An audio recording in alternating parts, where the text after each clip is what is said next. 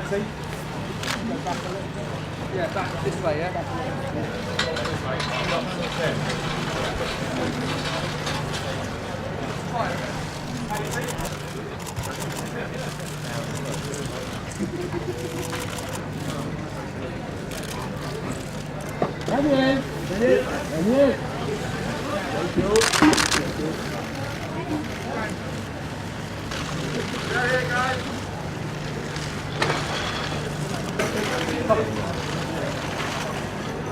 Ready?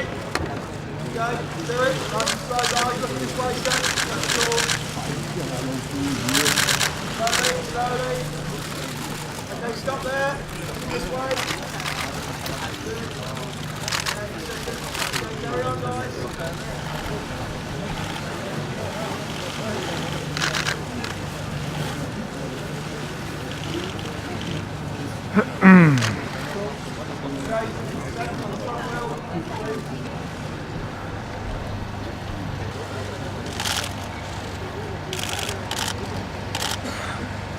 Okay, hands on knees, guys, looking this way. That's it, it's cool. Nice big smiles. Okay, guys, behind the car, please. You're right, guys. Right, guys.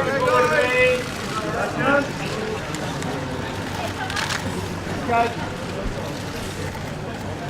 Okay, looking this way. Nice big smiles. Cool.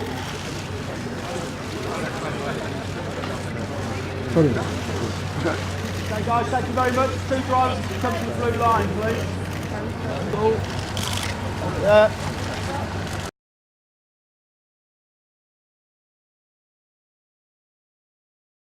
Yeah, I think the team is very motivated. I mean, at the moment, to be honest, I don't think there's a single member in the team that thinks about the possible result, because we are flat out, trying to get the car out, trying generally to get on top of the rule changes, probably just like everybody else. But I think it's just, again, way too early to talk about the potential outcome.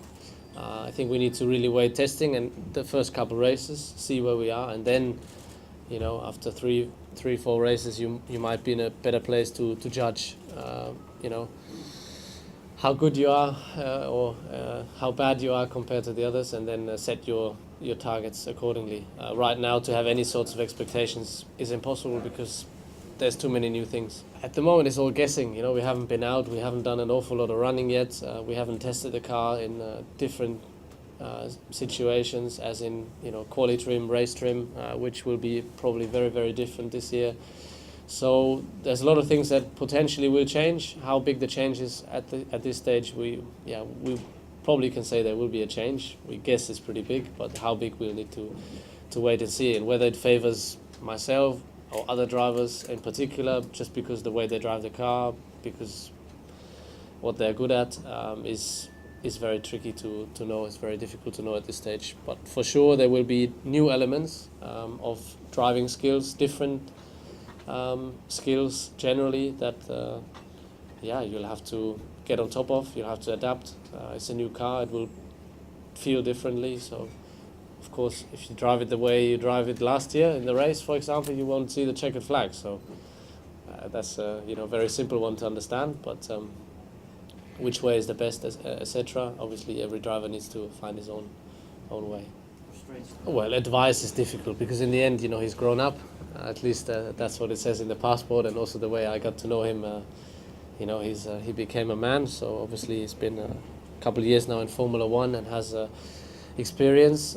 Surely it's a new step for him, a new environment. Not that much of a step, I think, compared to a completely new team, because obviously he knows some of the people already. He has been to the simulator quite a few times the last couple of years. He knows the staff, so but still, it's a different environment to work in.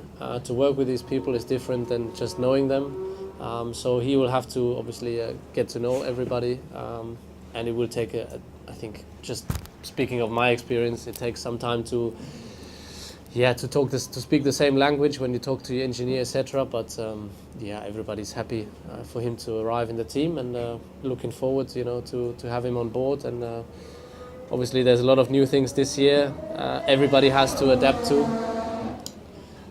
So I'm sure he will find his way quickly, and as I said, to give an advice is very difficult because everybody has his own style. You know, I'm sure that there's a lot of things that probably he will learn from me, but equally I'm hoping to learn a lot of things from him. You know, he's a different driver. He has a different view at things, and I think if you keep your eyes and ears open, then you can always learn.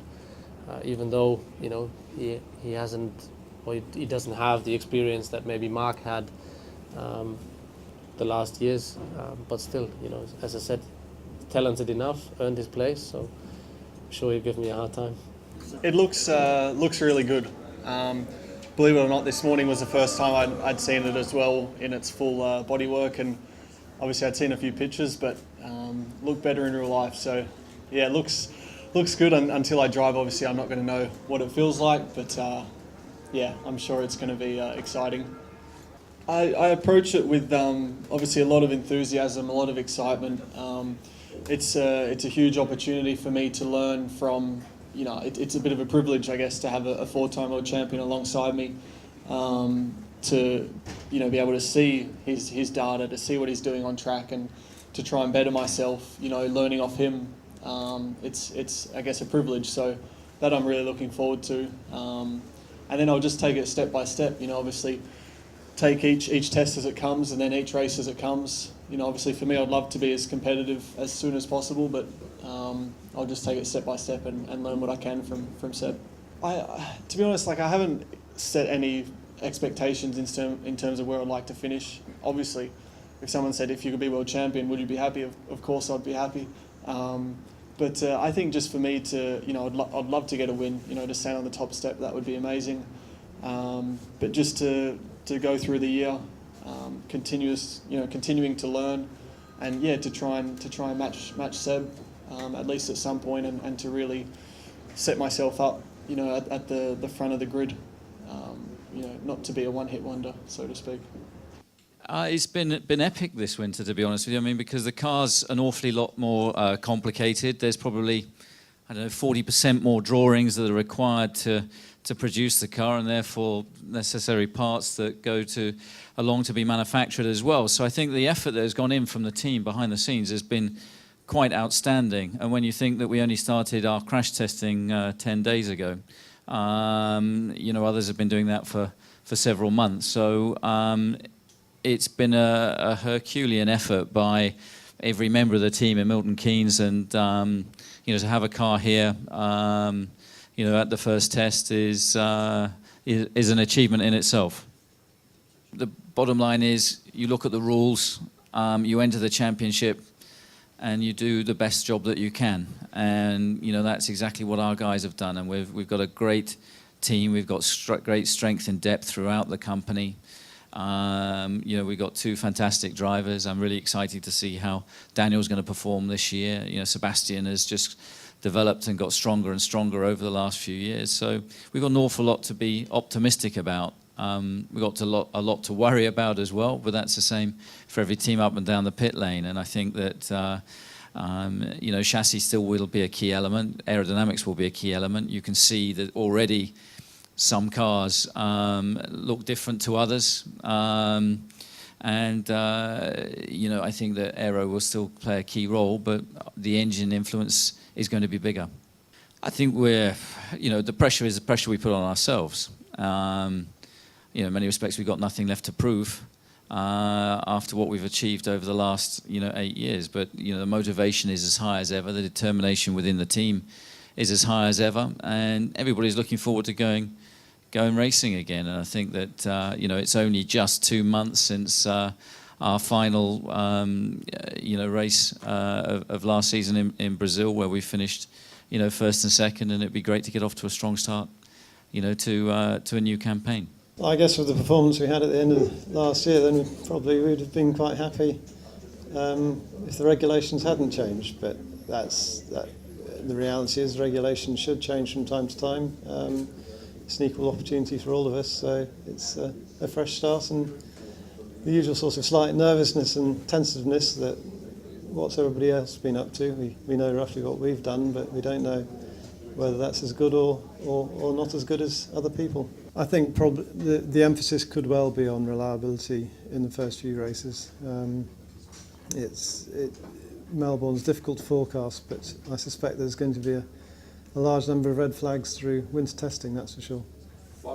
Turbocharged engines as such are obviously nothing new and nothing new to Formula One, so that side of it's not so bad, but the electrical content is hugely complicated, and that of course is crossing several disciplines.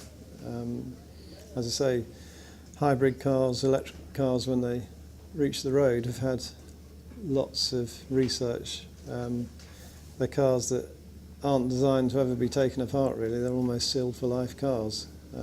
Formula One environment is very different to that, and I think that is going to be a big challenge. And unlike previous years, where if you had a curves problem, you could carry on, the curves is now so integrated with the power unit that if you have a significant curves problem, you're going to have to park it on the side of the road.